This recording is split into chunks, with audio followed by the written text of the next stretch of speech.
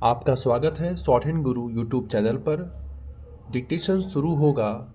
3, 2, 1 start. लंबे समय से विवाद और तनाव के केंद्र में रहे उत्तराखंड के हल्द्वानी में बनभूलपुरा क्षेत्र में रेलवे और साथ ही राज्य सरकार की जमीन पर अवैध तरीके से बसे लोगों को सुप्रीम कोर्ट ने वहां से हटाने का फैसला करके वही किया जो न्याय संगत था। यदि यह मांग मान ली जाती कि अतिक्रमण करके बसे लोगों को वहीं रहने दिया जाए तो इससे न केवल करीब 30 हेक्टेयर जमीन पर अवैध कब्जा वैध हो जाता, बल्कि रेलवे के विस्तार की महत्वाकांक्षी परियोजना पर ग्रहण भी लगता।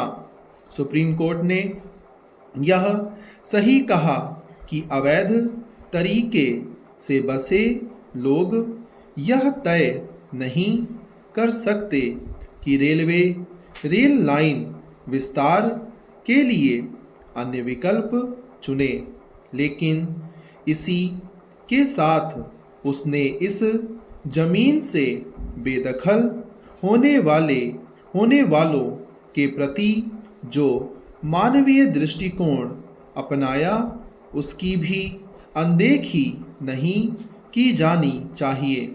सुप्रीम कोर्ट ने कहा कि लगभग 5,000 परिवारों के जो हजारों लोग रेलवे और उसके पास की राज्य सरकार की जमीनों पर रह रहे हैं, उनमें से पात्र लोगों को पीएम आवास योजना के तहत आवास दिए जाएं।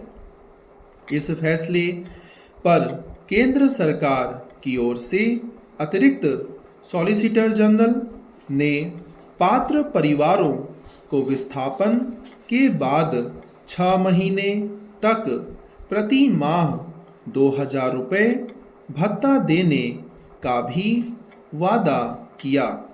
पहली नज़र में यह लग सकता है कि एक तरह से सरकारी जमीन पर कब्जा करने वालों को पुरस्कृत किया जा रहा है, लेकिन इसकी अनदेखी नहीं की जानी चाहिए कि इस कब्जे को लेकर ना तो रेलवे समय रहते चेता और ना ही उत्तराखंड सरकार।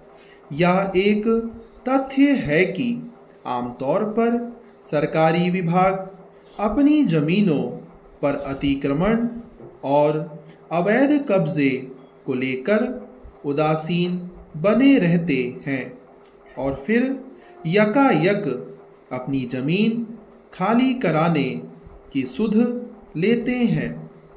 इससे वहां रह रहे लोगों के सामने संकट खड़ा हो जाता है। उनके रहने का ठिकाना छीनने के साथ ही उनकी रोजी रोटी भी प्रभावित होती है। यह अच्छा हुआ कि सुप्रीम कोर्ट ने स्पष्ट किया कि इस मामले को नजीर ना माना जाए और उसने जो मानवीय दृष्टिकोण अपनाया वह मदद ज़्यादा और अधिकार कम है।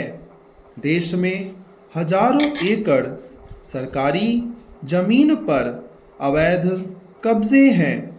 इसके लिए कब्जा करने वालों के साथ वे विभाग भी जिम्मेदार हैं जो अपनी जमीनों पर कब्जे के समय आंखें मूंदे रहते हैं। यदि सरकारी जमीनों को अवैध कब्जों से मुक्त कराना है तो वहाँ दशकों से रह रहे लोगों के पुनर्वास के बारे में कोई ठोस नीति बनानी होगी। ध्यान रहे, अपने देश में अपनी ही जमीनों पर बसे लोगों को जब किसी परियोजना के चलते विस्थापित किया गया तो उनमें से भी अनेक का ना तो ढंग से पुनर्वास किया गया और ना ही उनकी आजीविका की चिंता की गई। निसंदेह सरकारी अथवा गैर सरकारी जमीन पर अवैध कब्जे मुक्त होने चाहिए, लेकिन मानवीय दृष्टिकोण के साथ। चैनल को सब्सक्राइब करना ना भूलें। फ्यूचर के डिक्टेशन और लाइव स्टेनो स्किल टेस्ट देने के लिए साथ में लाइक और शेयर जरूर करें वीडियो को। धन्यवाद।